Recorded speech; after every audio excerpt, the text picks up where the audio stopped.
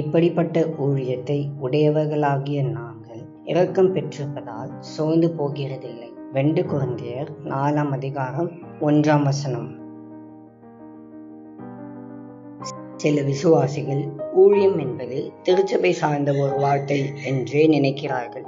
அது தேவனுடைய ஊழியர்கள் மட்டுமே செய்யும் ஒன்று என்றும் கருதுகிறார்கள். ஆனால் தேவன் நமக்கு அளித்த திறமைகள், வரங்கள் மற்றும் ஆற்றல்களை மற்றவர்களுக்கு உதவ நாம் பயன்படுத்தும் போதெல்லாம் நாம் ஊழியம் செய்கிறோம். நாம் ஒரு அலுவலக பணியாளராகவோ, நர்ஸாகவோ, ஆசிரியராகவோ அல்லது ஓட்டுநராகவோ என்ன வேலையை செய்கிறவர்களாக இருந்தாலும் நாம் மக்களுக்கு ஆசீர்வாதமாக இருந்து தேவனை மகிமைப்படுத்துகிறவர்களாக இருந்தால் அதுவே நம்முடைய ஊழியமாக இருக்க முடியும். அன்பின் பரலோக தகப்பனே, இந்த நல்ல நாளுக்காக உமக்கு நன்றி.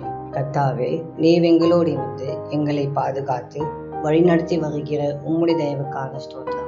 ஆண்டவரே, நாங்கள் எதை செய்தாலும் உம்முடைய நாமம் மகிமைப்படத்தக்கதாக இருக்க எங்களுக்கு உதவி செய்யும்.